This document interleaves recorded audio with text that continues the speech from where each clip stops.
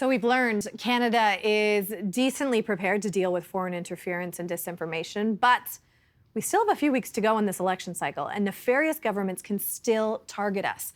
What are their tactics? Let's bring in Angus Bridgman, director of the Media Ecosystem Observatory, which is a joint partnership between McGill and the University of Toronto. Angus, great to have you on the show. Thanks for having me. I understand that your job is to analyze digital threats. What is worrying you in the lead up to this election? There is so much to be worried about in this election. We're a couple weeks in, a couple weeks to go, and thus far, fortunately, a lot of these fears have kind of been unrealized. But some of the things I am worried about are the influence of China, Russia, and India, all international actors that have shown over the last few years sort of an interest in meddling in Canadian politics. I'm really concerned about generative AI and deepfakes, and we've seen a lot of that in the election. And I'm really concerned about just the nature of the platforms and how that information environment has changed since our last election, 2021. And as a researcher who loves having rich data to work with, the lack of transparency from the platforms means that detecting and responding to this stuff has become a lot more difficult. So what you're telling me is that you're busy. We're pretty busy, yeah. I assume so. Okay, I want to get to the countries, but I also want to talk tactics. So I hear a lot of these words, these buzzwords out there, and I'm not always sure what they are. So walk me through spamiflage. So spamiflage is this mashup of the word, a portmanteau of spam and camouflage. So the idea here is it's a set of coordinated accounts, likely bots, that go on a particular platform and spam and consistently post similar messages. We've seen a few of these examples in the Canadian context. A couple of the high-profile ones are when they've been targeting members of parliament with hateful messages on platforms like X.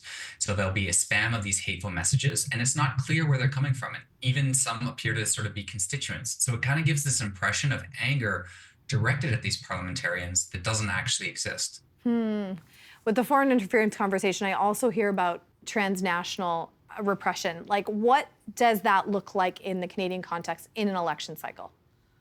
Transnational repression is the idea that a country is interested in controlling and manipulating their diaspora population. It's most commonly in the Canadian context used in reference to the Chinese and Iranian populations, but any kind of diaspora population is vulnerable.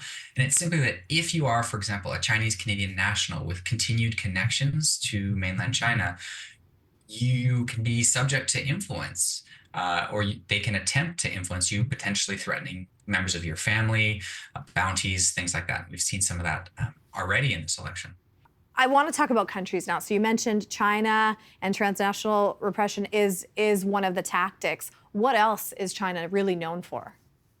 So that is actually sort of really China. It's the major play. It's trying to use sort of Chinese language social media, Chinese language information spaces to try to push or manipulate their diaspora population. And that's really what China is best known for, and not just in Canada, but around the world. Yes, and we saw that, Angus, this week with the WeChat accounts, right? We're talking about accounts that are out there talking about Mark Carney. You know, your team is constantly looking at this, as well as the government. What are you finding? That was a really interesting case. That was the sort of the first instance of the site task force. This task force set up around security and information integrity during the election. That was the first case where they kind of came out and publicly announced that they were concerned about something that was happening online. So of course we look into these things as well all the time. We did an evaluation of this, and our kind of read on it, using the best available knowledge, sort of open source knowledge, is that this was sort of not a major form of foreign interference, and this was sort of a typical type of kind of engagement and content that would appear on this channel. But nevertheless, that possibility is out there, that some of these channels can be used to try to influence the diaspora population. Although I will say that Chinese Canadians follow Canadian media, follow Canadian information, and generally we shouldn't be hyper focused on that connection to China, which can stigmatize and marginalize that community. Yeah, there's a complexity to this conversation for sure. I want to talk India because we've had some issues with them before. Give me an idea of the tactics that they use. So India is actually kind of a bit of a wild card in this space, in that they are a new user of foreign interference, right? China and Russia have a long history with this stuff, whereas India is a little bit newer and using different sort of tactics. But for sure, there's the transnational repression. There's a lot of kind of bot activity. There's sort of infamously Modi trolls in online spaces, and we've seen that in Canada. In a number of cases, including some great reporting by CBC last year. So we've seen kind of that going on. One of the sort of the major things going on right now is just sort of really heavy criticism of Singh and other Sikh politicians in Canada, and this is sort of part of a broader strategy to try to marginalize and stigmatize that diaspora community.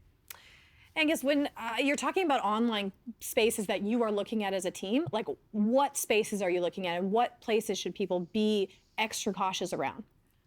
Yeah, it's always the question. So we look at all sort of the major social media platforms used in Canada from a large scale data collection perspective. So we look at X, Facebook, Instagram, YouTube, TikTok. We also collect podcasts and Telegram, and we also are active in some of the smaller channels, but we might not, for whatever reason, be able to collect data at scale. So we're kind of active across the space.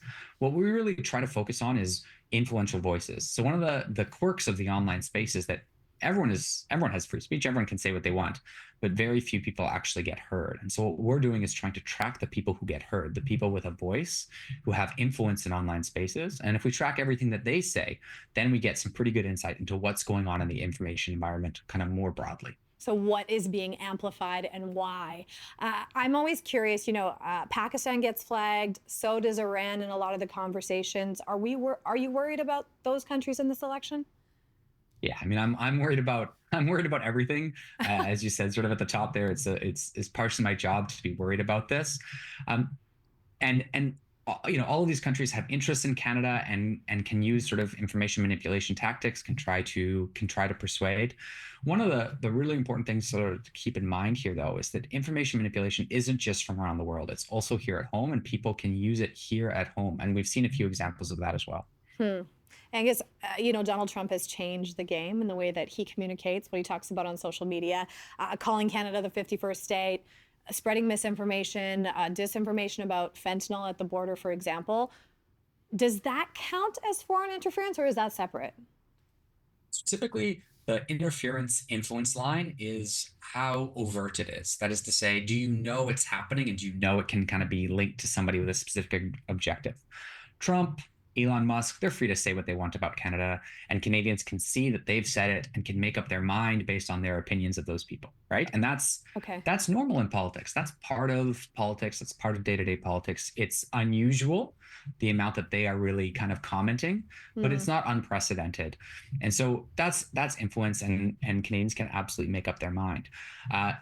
Interference is when it starts to be hidden and manipulated and people don't know what's going on. One of the cool things about the information space is that if you know it's happening, that sort of acts as a cleaner, right? Like it cleanses the information environment. People can call it out and go, oh yeah, that's Trump trying to manipulate us. And once people know they're trying to be manipulated, they tend not to react very well. And so that's, influence is an important part of politics. So what do we look for at home here then?